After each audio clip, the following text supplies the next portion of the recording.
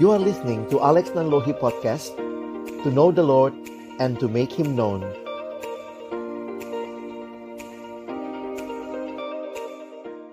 Tuhan Yesus, tolong kami agar dalam waktu ini kami boleh belajar dari firman-Mu dan juga dari pengenalan yang benar akan Engkau, menolong kami boleh mengenal diri kami. Tolong kami agar kami bukan hanya menjadi pendengar firman yang setia, sekali lagi jadikan kami pelaku firman dalam hidup kami. Ini doa kami, ucapan syukur kami menyerahkan waktu selanjutnya dalam tangan pimpinan Tuhan. Dalam nama Yesus kami berdoa. Amin.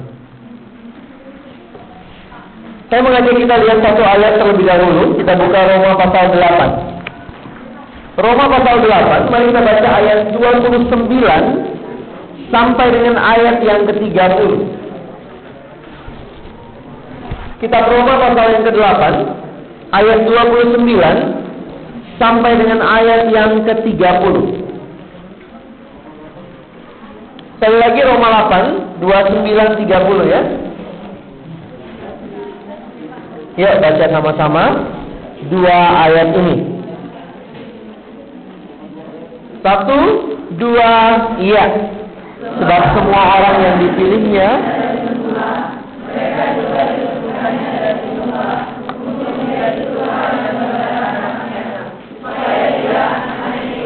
jadi yang suruh.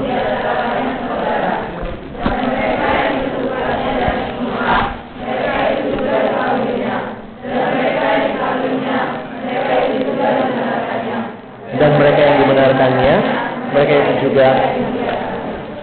Nah, secara sederhana pagi hari ini kita akan bicara tentang karakter, atau mungkin juga ini banyak sekali istilah yang digunakan. Karakter itu biasa disebut dengan watak, bisa juga kita sebut dengan kepribadian, bisa juga kita sebut dengan temperamen.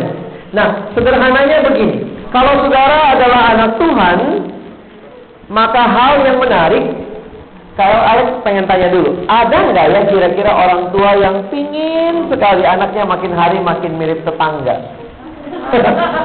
Ada nggak orang tua yang bangga anaknya makin mirip tetangga? Kalau kalian pulang lalu bapak mamamu muji gitu ya, aduh nak, hidungmu itu ya makin mirip tante yang di seberang jalan gitu. Orang tua akan senang kalau kita mirip dengan mereka. Saya kunjungi teman saya melahirkan, suami istri teman-teman saya. Lalu kemudian waktu kami besuk itu pas bayinya lagi menyusu begitu ya. Dan waktu dia datang begitu, teman saya yang laki-laki ngomong begini, Lex, lihat anak gue, lihat kan hidungnya mirip saya. Terus istrinya langsung protes, enggak, hidungnya mirip saya, jidatnya yang mirip kamu. Begitu ya. Jadi akhirnya di rumah sakit kami yang besuk, mereka berdua berantem begitu ya. Jidat hidung gitu ya. Dalam hati saya produk bersama gitu ya. Tapi ini membuktikan kepada kita bahwa orang tua akan bangga sekali dan senang kalau anaknya mirip seperti mereka. Nah, saudara, kita sekarang mengaku kita anaknya siapa? Anak Tuhan. Pertanyaannya, mirip Tuhan enggak?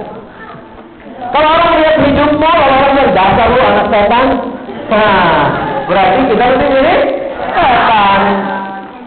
Nah, karena itu kalau kita bicara tentang kepribadian, watak, temperamen, karakter, apapun namanya itu, kita mau membangun karakter yang semakin serupa dengan Kristus. Sehingga perhatikan Roma 8 tadi bilang apa? Coba lihat ayat 29 bagian akhir. Kita yang ditentukan dari semula untuk menjadi serupa dengan gambaran anaknya itu. Kalau kita bertumbuh, arah pertumbuhan hidup kita harusnya makin serupa dengan Kristus. Ada nggak ya temanmu pernah ngomong, gila lu makin mirip Yesus? Nah, kita ketawa ya, padahal itu sebenarnya adalah tanda kita sudah makin mirip seperti Tuhan. Kita tandanya makin kita mengasihi Dia, berarti ada perubahan hidup. Nah, banyak hal yang kita bicarakan hari ini, mau bicara soal perubahan ya. Nah, sehingga kita pun mau belajar karakter dan temperamen kita. Nah, menarik sekali waktu jadi anak Tuhan, kita itu manusia punya berbagai aspek. Ada aspek yang namanya fisik. Kita semua punya fisik. Ada yang tinggi, ada yang pendek, atau jangan, ada yang tinggi, ada yang tidak terlalu tinggi, begitu ya. Ada yang kurus, ada yang tidak terlalu kurus, begitu ya. Waktu kita terima Yesus, apakah fisik kita berubah? Tadi malam kita percaya pada Yesus, lalu kemudian saya jadi kurus begitu. Enggak ya. Makanya yang kedua, kita juga punya yang namanya, saya bicara yang kedua sebenarnya yang namanya karakter dulu. Ya, kita punya karakter, kita punya emosi, kita punya hal yang secara psikologis kita alami. Ya, dan itulah yang harusnya waktu kita kenal Tuhan, karakter kita makin mirip dengan Dia. Dan yang ketiga tadi yang disebut oleh teman, kita punya kerohanian. Jadi seorang individu itu punya fisik, punya emosi, karakter, punya psikologis secara khusus, dan juga punya kerohanian. Nah, harusnya ini bertumbuh bersama-sama. Bayangkan ya, kalau kamu fisiknya bertumbuh, tapi psikologisnya nggak bertumbuh, jadi anak yang terbelakang kan? Badan gede, tapi ya gitu ya. Itu kan dianggap kelainan gitu. Tanda kutip ya. Jadi, menarik sekali di dalam kehidupan kita semua hal ini bertumbuh. Nah, sekarang sederhana aja, kalian ingin kasih sedikit tentang psikologi remaja. Fisik bertumbuh ditandai dengan kita makin besar. Pria wanita ada perbedaannya. Wanita bentuknya, pria bentuknya. Wanita lebih cepat puber ya. Wanita puber lebih awal, sekitar usia 10 sampai 12 tahun. Lalu berhenti sekitar usia 18 sampai 20 tahun. Kalau pria biasanya pubernya lebih telat 2 tahun dari wanita. Jadi bisa umur 12 sampai 14 tahun. Makanya anak SMP kelas 1 biasanya kecil-kecil cowoknya. Ya, jangan takut. Nanti ada usia tertentu mereka kayak balon ditiup cepat banget tingginya begitu ya. Pernah nggak lihat adikmu, abangmu, kakakmu atau siapapun itu ya? Yang laki-laki memang. Nah, wanita kalau sudah SMP sudah mulai bersolek sedikit. Ya, bajunya sudah mulai dijaga. Cowok tuh masih lari-lari main-main, celananya pendek gitu. Gitu ya. Kalau wanita udah mulai beda. Wanita kalau SMP itu sudah mulai jaim-jaim gitu ya. Mulai lihat kiri kanan, mulai perhatikan penampilan. Nah, batas berkembangnya kalau pria itu sekitar usia 18, 20, 22 begitu ya. Nah, lewat usia perkembangan, lewat usia pubertas itu, maka yang menarik adalah ya kalian tidak akan bertumbuh ke atas lagi, paling ke samping atau ke depan. Ke depan, ke belakang ya, makin gendut atau apa seterusnya. Nah, perhatikan baik-baik, secara psikologis kita pun mengalami pertumbuhan di dalam kehidupan kita. Siapa yang kemarin sebelum datang ke retret dimandikan sama papa mama?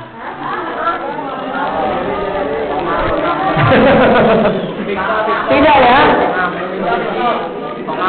Ini yang disebut sebagai kedewasaan secara psikologis, secara emosional, secara mental. Umur berapa orang dapat SIM? Sekarang kalian tanya, orang dapat SIM karena fisiknya besar, kaki saya sudah nyampe kok. Umur 10 tahun mungkin kamu sudah bisa bawa motor. Iya, sudah nyampe kakinya. Tetapi kenapa belum dikasih SIM umur 10 tahun? Karena dianggap belum dewasa secara mental. Bayangkan kalau kamu umur 10 tahun, kamu pikir main apa gitu ya? Nabrak orang di jalan, ya udah pergi gitu ya. Karena apa? Karena ngertinya belum dewasa secara mental. Nah, kedewasaan secara mental ditunjukkan dengan orang makin mandiri. Orang yang makin mandiri itu berarti makin dewasa secara mentalnya. Itu yang kalian tanya tadi, ada nggak sih yang tadi pagi atau kemarin dimandikan sama papa mama? Enggak ya. Dan hal yang menarik, ini usia-usia remaja, usia yang susah-susah gampang. Zaman dulu itu sempat disebut kayak anak tanggung. Nanggung, semuanya nanggung. Orang kalau punya anak remaja, usia-usia kalian itu paling rugi. Beli sepatu semester ini, semester depan udah bisa dipakai. Karena kakinya berkembang agak kayak gajah begitu. Cepat sekali ya. Baju cepat berkembang dan seterusnya. Dan ditandai dengan kemandirian. Zaman dulu coba bayangkan, ini sedikit saja gambaran ya. Dulu papa mama mau pergi kemana, kalian masih mau ikut nggak? Nangis-nangis bahkan ya. Saya ingat ada saudara saya, ponakan saya, itu kalau mamanya mau ngantor, itu biasa dibawa dulu ke dalam. Ayo nonton televisi ya. Dialihkan dulu perhatiannya. Baru mamanya pergi, ketahuan mamanya pergi, nangis-nangis. Kadang-kadang tarik-tarik baju mamanya, gitu yang mau ikutan. Tapi coba, waktu mulai beranjak remaja, diajak pun belum tentu mau. Mama bapakmu yang nangis-nangis sekarang aja. Ayo ikut datang Kenapa? Sudah mulai mandiri, sudah mulai tidak mau terlepas, tidak mau dibelai-belai lagi. Kadang-kadang begitu ya. Ini menunjukkan perkembangan. Saya ingat sekali teman saya, dia punya anak balita. Jadi waktu kita antar pulang ke rumahnya itu, begitu baru mobilnya sampai di depan. Ini anaknya masih kecil-kecil ya. Baru mobilnya sampai di depan, baru dengar klaksonnya aja bunyi, langsung anaknya keluar. Anaknya kayak ada apa ya, kalau saya bilang ada tarian papa pulang. Papa pulang, papa. Itu anaknya di depan, belum dibuka pagarnya. Tapi papa pulang, papa pulang. Sekarang kalau remaja, ya papa pulang. Udah dulu ya, papa pulang. Lihat ya perbedaannya. Ini saya yang nanggung. Agak sulit, saya juga benar remaja. Ya, jadi lihat ya perkembangannya perbedaannya. Nah, ini masa-masa saya mau katakan kepada kalian, ini masa yang kritis. Kenapa? Karena kalian sedang bertumbuh mencari jati diri. Pada saat yang sama, kalian tidak terlalu dekat dengan orang tua. Biasanya masa-masa ini, bersyukur kalau kamu masih terbuka sama orang tua ya, pertahankan itu. Di masa-masa ini biasanya remaja cari informasi dari sesama remaja. Orang buta menuntun orang buta. Tanya tentang seks ke siapa? Teman. Nonton video porno. Itu bukan guru yang baik. Hati-hati. Kenapa? Tanya sama orang tua, saya juga harus katakan belum tentu orang tuamu siap ya. Begitu tanya, Pak, apa sih aborsi itu? Nah, kok aku kan itu? Kalau juga kali ya. Ini susah gampang. Makanya jujur kalian begini. Kalau di keluarga tidak diomongkan, di sekolah juga tidak diomongkan, maka saya pikir gereja harus bicara. Ya, gereja harus kasih pendidikan yang baik kepada kalian sehingga kalian mengerti jalan yang benar. Hati-hati, ini masa-masa kritis. Jangan percaya bulat-bulat sama kalimat temanmu yang sama-sama belum mengerti. Ini masa-masa berkembang. Kalau kalian salah jalan dari sekarang, biasanya seumur hidup. Itu selalu jadi permasalahan. Masa remaja itu masa nanggung. Coba misalnya kamu pulang dari sini, besok bilang sama papa mamamu, Pak, Mas, suap dong. Bilangnya apa? Tuh, sudah besar minta suap. Tapi coba kamu bilang, Papa, Mama, pinjam kunci mobil. Saya mau pergi sama teman-teman saya nyetir sendiri ke Medan. Kira-kira akan dibilang sama Papa, Mama. Kamu ini masih kecil, nanti pulang minta surat pernyataan. Papa saya sudah besar apa masih kecil? Karena orang tua sendiri bingung begitu. Ini masa remaja, masa nanggung. Dibilang anak-anak nggak mau lagi kalian dibilang anak-anak. Dibilang orang gede juga belum juga. Ya, saya makin sadar waktu saya melayani teruna, tidak gampang. Ini masa peralihan. Karena itu, kita harus bertumbuh juga secara rohani untuk memberikan pagar kepada kita. Kalex bilang begini, saya pernah ditantang satu anak. Saya bilangkan, jangan narkoba segala macam. Terus dia nanya gini, emang kakak pernah nyoba narkoba? Saya bilang, saya pernah nyoba narkoba di Bandung sih. Waktu itu habis pelayanan ditawarin, ayo bang, narkoba yuk. Hah? Apa itu? Nasi kornet babi. Oh, kalau itu iya. Benar saya. Namanya narkoba gitu ya.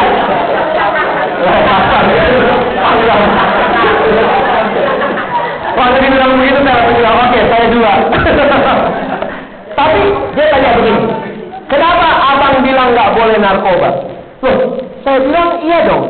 Hidup itu bukan cuma sekedar mencoba, tapi hidup adalah memilih. Dengar kalimat Alex baik-baik. Hidup bukan sekedar mencoba, tapi hidup adalah memilih. Ayo bilang sama-sama. 1, 2, ya. Hidup bukan hanya sekedar mencoba, tapi hidup adalah pilih. Jangan masalah coba. Nah, anak itu nanya sama saya, Abang pernah nyoba narkoba nggak? Enggak, saya bilang. Jangan bilang nggak boleh dong. Coba dulu dong, bang. Baru bilang nggak boleh. Saya bilang, hey, cara pikirmu bodoh. Enak nggak di penjara? Ya nggak enak lah bang. Pernah nyoba? Belum sih bang. Coba dulu baru bilang enak. Ya nggak? Ini kan cara pikir remaja. Yang penting coba dulu. Dan ingat, hidup bukan cuma mencoba. Ada yang kamu tahu nggak baik, jangan pernah coba. Sudah tahu narkoba itu nggak baik, teman nanti nawarin ini nih, coba nih. Kau nggak setia kawan. Maaf, hidup saya memilih kok, bukan nyoba-nyoba. Sehingga kita butuh berkembang secara fisik, iya, secara mental, iya, dan juga secara rohani. Hati-hati kalau pertumbuhanmu jomplang. Fisiknya berkembang, mentalnya berkembang, tapi tidak ada arah karena kerohanianmu kosong. Nah, karena itu hari ini kita mau bicara lebih khusus sebenarnya masalah pertumbuhan yang kedua. Bagaimana kau bertumbuh secara karakter, secara mental, secara emosional, tapi arahnya diarahkan oleh firman Tuhan. Dan ternyata firman Tuhan jelas tadi katakan, arah pertumbuhan kita makin mirip seperti Yesus. Jadi kita akan mencapai tujuan kita kalau orang udah ngomong gitu, gila lu mirip Yesus, kira-kira gitu kali ya. Walaupun saya pikir kayak hidup bagaimana Yesus itu ya. Coba lihat sebentar di dalam kitab Galatia. Coba lihat sederhana aja. Galatia pasal 5. Ini Alkitab dari zaman Kalex bertobat. Kelas 1 SMA punya Alkitab ini gitu ya. Sekarang udah mulai sobek-sobek gitu. Saya bisa khotbahkan Galatia terpisah. Oke? Galatia pasal 5. Coba lihat ayat yang ke 19 sampai 23. 19 sampai 23. Kita baca gantian ya. Kalau baca 19, adik-adik sekalian baca 20, kita bergantian sampai 23. Perbuatan daging telah nyata, yaitu percabulan, kecemaran, hawa nafsu,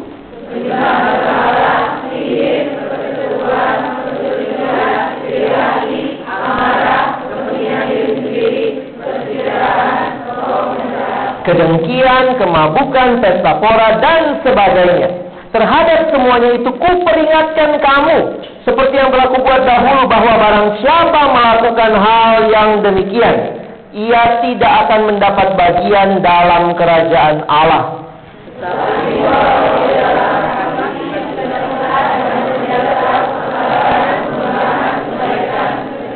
Kelemah lembutan, penguasaan diri. Tidak ada hukum yang menentang hal-hal itu. Sudah sampai situ aja ya. Hafal nggak buah roh? Hafalnya gimana? Apa buah roh yang ketiga? Hitung dulu lagi. Kalian sudah hafalnya dari sekolah minggu gitu ya. Kasih, sukacita, damai sejahtera, kesabaran, kemurahan, kebaikan, kesetiaan, kelemah lembutan, penguasaan diri. Cara gampang menghafal pakai lagu ya. Walaupun kalau saya ditanya, buah roh ketiga, sebentar. Kasih, sukacita, damai sejahtera di dalamnya. Jadi lihat, ini yang harusnya membedakan hidup kita. Kalau kita hidup dalam Kristus, kita makin mirip seperti Dia. Dan apa yang menyatakan kita mirip? Ini yang dikatakan, kita memiliki kasih, sukacita, damai sejahtera. Karakter kita makin dibentuk serupa dengan Yesus. Nah, bagaimana karakter itu terbentuk? Kalau mau tanya sama kalian begini, yang namanya orang sabar itu bagaimana sih? Kalau hari ini saya tidak marah, bisa nggak saya disebut sabar? Oh iya, dia sabar. Hari ini nggak marah. Kalau hari ini saya nggak marah, besok saya marah. Lalu orang bilang, wah nggak sabaran. Kalau hari ini saya marah, besok saya nggak marah, lusa saya nggak marah. Bisa disebut sabar nggak? Hari berikutnya keempat, saya marah lagi. Ini menunjukkan kepada kita bahwa sesuatu itu disebut sebagai karakter kalau melewati proses waktu. Makanya sederhananya kalau kita bicara kepribadian, watak, temperamen, itu adalah sesuatu yang kita mulai dari diri kita. Contohnya, saya kasih contoh negatif dulu deh. Minggu ini kamu terlambat, minggu depan kamu terlambat, 2 minggu ke depan kamu terlambat juga datang ke rumah. Terus terlambat, sebulan ini kamu terlambat terus. Kira-kira orang akan kenal kamu sebagai siapa? Tuti ya, tukang tipu, tukang telat. Orang akan melihat kamu menjadi orang yang negatif. Dan perhatikan, sebenarnya proses pembentukan karakter itu seperti itu. Saya kasih langsung ke beberapa poin ya. Yang belakang bisa lihat ya? Coba aja ya. Saya lewati aja. Ini semua hal-hal yang diharapkan. Ini materi kuliah teman saya sebenarnya ya. Saya kemarin minta sama dia, saya bilang saya pinjam beberapa hal. Saya coba lewati dulu. Langsung ke gambar ini. Perhatikan baik-baik. Sesuatu yang menjadi kebiasaan, ketika kemudian kita terbiasa melakukannya, maka itu akan menjadi karakter. Ya, karakter atau watak. Sesuatu yang kita lakukan terus-menerus, kita biasakan diri kita, itu akan menjadi karakter atau watak kita. Dan itulah yang kemudian berkembang menjadi tanda kutip yang disebut kepribadian. Saya punya teman yang seperti itu. Hari ini telat. Waktu kita melihat hari ini telat, kita belum bisa katakan dia tukang telat. Tapi karena 1 minggu ke depan dia telat juga, 1 bulan ke depan dia telat juga, dia terus tukang telat, terus tukang telat. Akhirnya kita memberikan judul buat dia STH. Jadi nggak pernah sekolah teologi, ya masih SMA sudah dapat gelar STH. Selalu terlambat hadir, gitu ya. Dan itu menjadi karakter dia.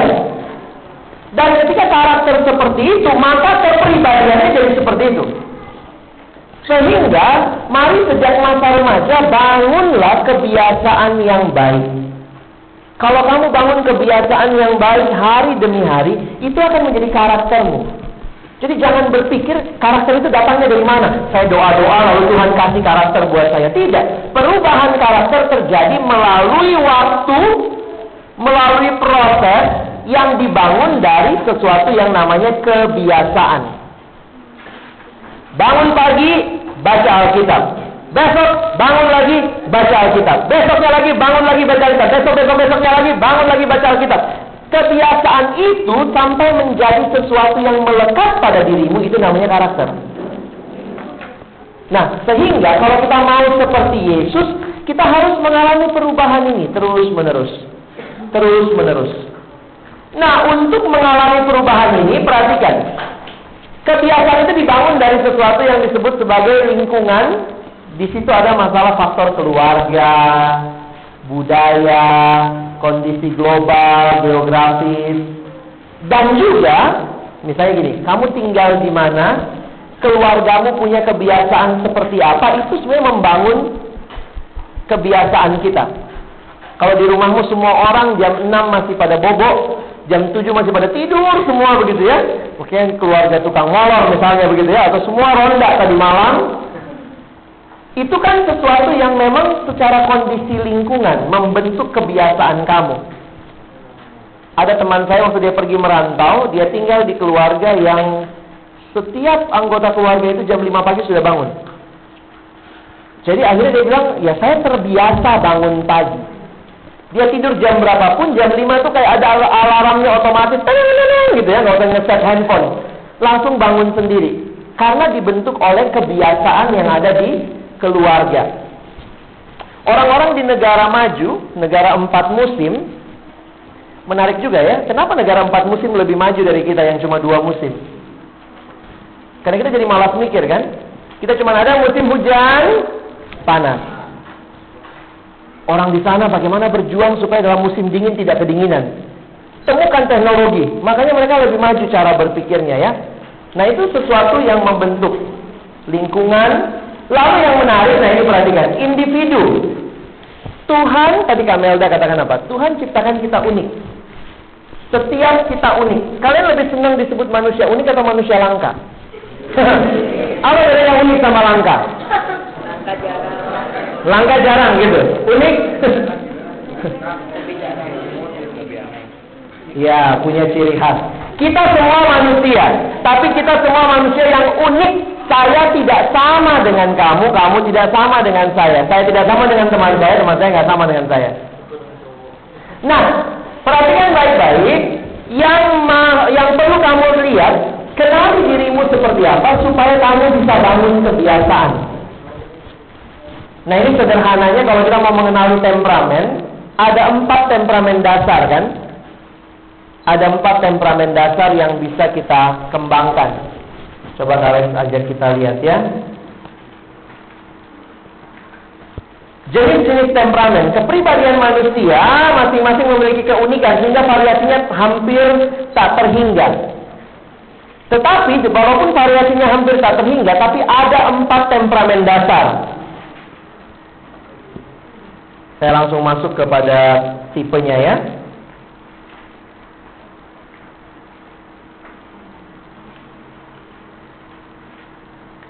Sorry, ini semua mungkin kapan-kapan kalian bisa bahas ya.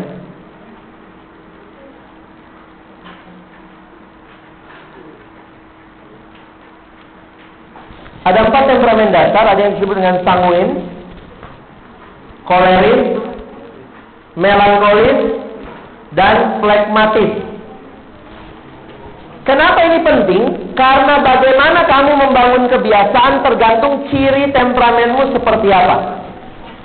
Ada orang yang memang dasarnya, temperamen dasarnya adalah melankolis, sehingga orang melankolis itu biasanya teliti. Ada juga orang yang temperamen dasarnya sanguin, itu apa istilahnya, banci tampil ya. Bisa ya nggak narsis juga sih, narsis semua lah ya. Kemana-mana, tapi ternyata orangnya tidak teliti. Nah ini semua adalah ditentukan oleh temperamen dasarmu. Tapi jangan lupa, tidak ada satu orang yang murni 100% sanguin, murni 100% melankolis, nggak ada. Setiap kita adalah gabungan dari berbagai temperamen. Sehingga bisa jadi begini, kamu mungkin temperamen yang paling menonjol sanguin, tetapi kamu pasti juga secara melankolis ada bagian-bagian tertentu hidupmu yang melankolis. Ya, nah coba lihat beberapa perpaduannya. Oh sorry, ini. Nah, coba lihat, ini yang namanya orang sanguin. Sanguin ini kekuatannya, istilahnya dari lahir sudah punya kekuatan ramah. Ada orang kan yang begitu kita datang gitu, halo saya ini, iya gue nggak nanya gitu ya. Responsif, hangat dan bersahabat. Kalau kamu tipe ini, mungkin kamu adalah secara khusus adalah sanguin. Lihat mukanya cerah ceria, banyak bicara, antusias, biasanya cepat kasihan. Lihat anak jalanan, kasihan sekali ya. Itu kira-kira. Dan kalau dia ada menghidupkan suasana, biasanya jadi pemimpin geng. Ayo ikut saya. Ya. Kalau ketemu kumpul-kumpul dia ceritanya bacotnya paling gede kata orang Jawa, orang tahu ya. Tapi ingat, temperamen dasar ini pun punya kelemahan. Kelemahannya apa? Tidak disiplin. Emosi tidak stabil, bukannya gila ya. Ada juga orang sanguin bisa tiba-tiba nangis. Tidak, itu udah, hai, apa kabar? Tadi baru nangis, gitu ya. Hati-hati loh. Ini hal-hal yang harus kita kikis dalam hidup. Kalau kamu sanguin, tidak produktif. Kenapa? Karena sanguin cenderung banyak bicara ketimbang kerja. Orang sanguin itu, ya, nanti kita bikin ini ya, kita bikin ini. Idenya dari dia. Begitu kerja, dia yang nggak ada. Egosentris, cenderung egois, suka membesar-besarkan masalah. Orang sanguin kalau cerita, tahu nggak? Gila ya, bisa begitu ya. Dia mungkin ngelihat ada kodok lompat tadi malam, tahu nggak? Kau bayangkan gedung itu, dia lompat nggak nyampe. Jadi cenderung membesar-besarkan masalah. Nah ini memang punya bakat nipu. Kalau tidak dikuduskan dalam Tuhan. Jadi lihat, kamu kenali dirimu, kamu buang yang negatif, kamu makin tambah yang positif ya. Tidak tetap pikiran dan pelupa. Halo, namamu siapa? Gitu ya. Begitu nanya, nama saya siapa? Lupa. Padahal hangat banget gitu. Kita, hai, apa kabar? Saya katanya sanguin. Ya, saya temperamen dasar saya waktu saya cek, ini ada tesnya sebenarnya ya. Tapi mungkin karena waktu kita nggak banyak, temperamen dasar saya sanguin. Dan memang sanguin itu cepat pelupa. Saya kalau kenalan sama orang namanya siapa, saya pernah satu kali ketemu sama anaknya, hai Alvin, saya Carlos Kak. Sejak itu saya belajar, walaupun saya sanguin, saya harus latih diri saya untuk mengingat. Jadi jangan bilang, ya memang saya sanguin, apa boleh buat, memang saya pelupa. Nggak bisa begitu. Kita buang yang jelek, kita bangun yang baik ya. Ini sanguin. Cepat aja, koleris. Oh tadi saya belum bahas ini ya. Extrovert, orang sanguin itu terbuka, orang terbuka. Ada introvert, extrovert kan. Lalu emosional, suka bicara dan optimis. Kayaknya kalau ada gunung, kalau ada orang sanguin, kita lewati, begitu ya. Karena kalau orang melankolis, gunung, nggak jadi gitu ya. Bola-bola gitu. Di dalam kita pelayanan, mesti ada orang sanguin ya, yang bisa melihat tantangan. Dan lihat ini, koleris. Apa tipenya? Extrovert juga, logik berpikirnya. Kalau sanguin itu mikirnya nggak teratur ya. Apa yang kepikir diomongkan. Ya, mulut sama otak nyambungnya cepet banget. Tapi koleris itu mikirnya dia lebih cepat dan sistematis. Pelaku, kalau tadi sanguin tukang ngomong doang ya, nggak ngomong lagi. Dan tegas. Kekuatannya, kemauannya sangat keras, independen. Kadang-kadang kalau kita punya teman yang koleris, dia bakal kerjain. Kalau kita dalam satu panitia, tugasnya nggak kelar, saya ambil. Dia ngambil sendiri, dia nggak butuh orang lain. Itu independen, dia sendiri, tidak butuh orang lain ya. Praktis, memiliki visi, praktis, produktif, tegas. Ini tipe pemimpin, dia aktif dan mandiri. Ini hal-hal positifnya sebenarnya ya. Nah kelemahannya dominan, ceroboh, merasa puas diri, sulit mengampuni, pemarah, sarkastis, dingin, tidak emosional. Kalau tadi sanguin emosional ya, berambisi kuat. Kalau ambisinya tidak benar jadi negatif. Nah ini orang-orang koleris. Nah mungkin kamu tipe koleris, kamu bisa sadari, buang yang negatif, bangun yang positif. Melankolis, lihat tampangnya aja udah pemikir gitu ya. Ini adalah tipe introvert.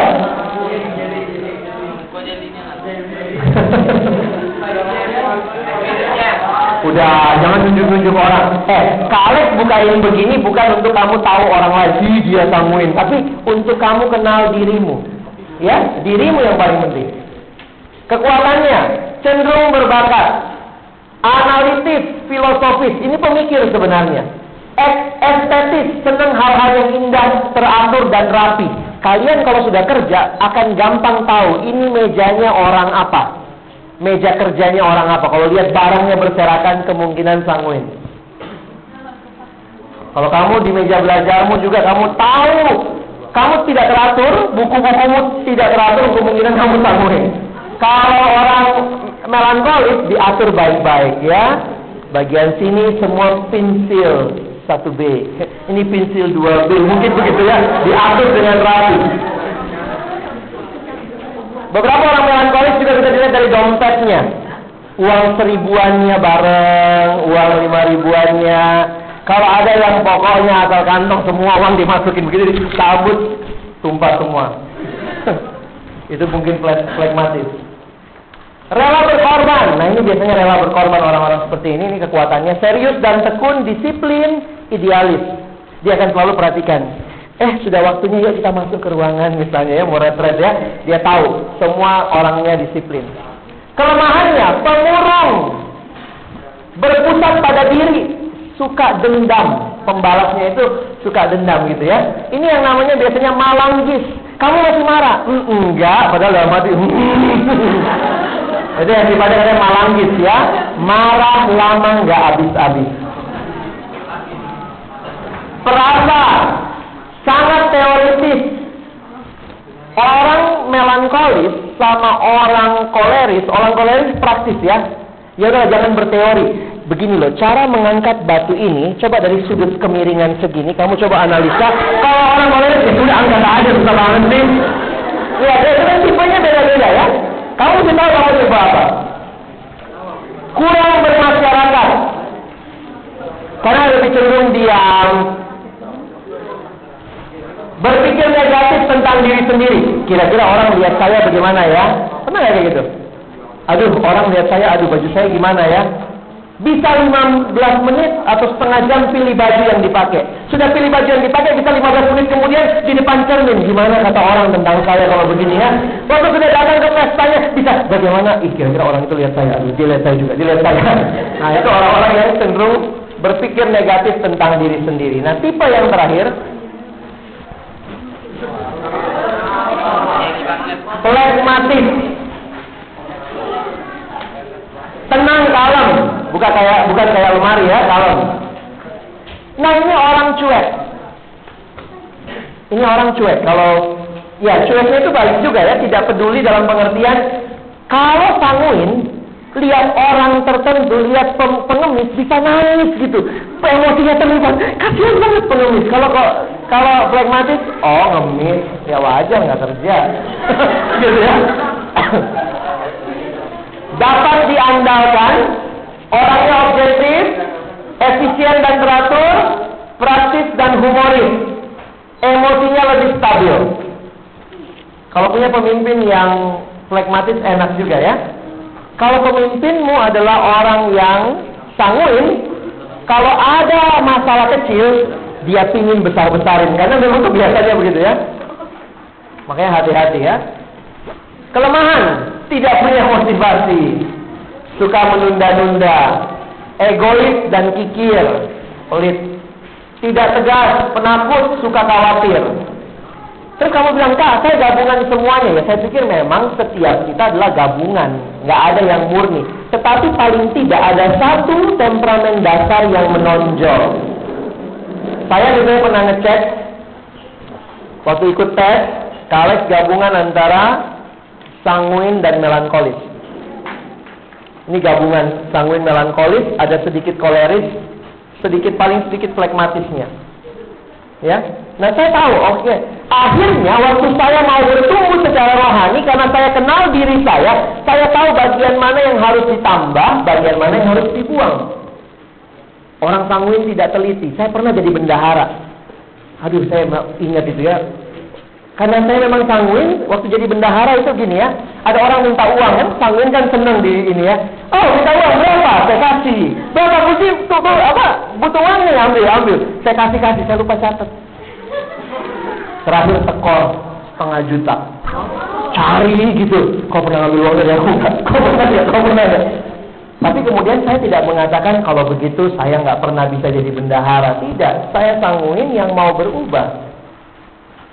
Kira-kira Yesus temperamennya apa? Nah, bagus tuh jawabannya. Semua gabungan yang baik-baiknya. Yesus ada sanguinnya. Orang bisa ngomong, orang bisa khotbah depan 5.000 orang, pasti sanguin. Bayangkan bisa khotbah depan 5.000 orang. Waktu Yesus khotbah depan 5.000 orang, orang sampai lupa makan kan? Sampai muridnya bilang, Tuhan, udah sore, suruh mereka pulang, kita nggak sedang konsumsi. Yesus bilang, apa yang ada padamu? 5 roti dan 2 ikan, dia berkati jadi banyak. Kalau sekarang kita dengar khotbah gitu ya, kapan makannya? Gitu ya. Kebalik banget kita khotbah Yesus ya. Yesus dibilang flegmatik, iya juga. Cuek. Waktu dia marah sama orang-orang Farisi, itu cuek banget kan kelihatan. Dia bilang, memang dasar kamu seperti kuburan, luarnya dilabur putih, dalamnya tulang belulang. Bisa ngomong kayak gitu. Yesus melankolis nggak? Oh, melankolis juga. Lihat batu, ya di belakang batunya adalah Lazarus mati ya. Lihat batu langsung nangis. Maka menangislah Yesus. Perasaannya peka sekali. Yesus koleris, ya juga. Ya, kerja, dia juga tukang kayu dan seterusnya. Sehingga memang semua kekuatan temperamen ini ada pada Yesus. Nah, kalau begitu teman-temanku, adik-adikku, kita mesti makin mirip seperti siapa? Jangan makin koleris, makin flegmatis, makin sanguin, tapi makin mirip seperti Yesus. Berarti kembangkan semua kekuatan karakter itu di dalam hidupmu. Ada yang bilang paling sederhana menggambarkan karakter begini ya, kalau lagi kebakaran. Kalau lagi kebakaran, orang sanguin kemana? Yang lari keliling kampung itu orang sanguin. Karena dia senang ya, kebakaran. Nah itu orang sanguin. Orang koleris di mana? Orang Korea lihat sanguin, kebakaran lari-lari, siram dong. Karena orang Korea ini tipenya kerja, bukan ngomong. Kalau sanguin ini tipenya ngomong. Makanya kalian bilang, Tuhan, kalau kalian perhatikan doa saya itu selalu itu, Tuhan jadikan saya pelaku firman, jangan cuma ngomongnya doang. Karena saya tahu kelemahan saya gampang ngomongnya. Orang melankolis di mana? Di pojok lagi nangis. Pekah sekali hatinya ya. Terus mana? Orang pragmatis, begitu dia lewat, oh kebakaran. Lihat mana sih dia? Nah, saudara lihat, satu situasi diresponi dengan 4 temperamen. Satu situasi diresponi dengan 4 temperamen. Dan ini bisa jadi masalah kalau kita nggak kenal temperamen kita sendiri ya. Baik, kalau selesai sampai di sini, saya mau mengajak kita kalau perlu diskusi ya. Kalau tidak, mungkin kalian bisa ambil break nanti. Tapi kembali kepada gambar ini tadi. Oke. Ya udah lihat gambar ini aja ya. Bagaimana caranya kita bertumbuh secara karakter? Lihatlah temperamen kita apa, dan bangunlah kebiasaan yang baik. Kita tahu temperamen kita apa. Kalau kita adalah orang yang terbiasa cuek, belajarlah lebih mengasihi, karena Tuhan mau kita lebih mengasihi. Kalau kita adalah orang yang sibuk bekerja, kita kadang lupa dengan orang lain, belajarlah juga peduli sama orang lain. Itu semua hal yang harus teman-temanku bangun, agar itu jadi kebiasaan, lalu jadi karakter, dan akhirnya kepribadianmu seperti itu. Ya, saya berharap Teruna Kristen di tempat ini menjadi orang-orang yang boleh semakin serupa dengan Kristus.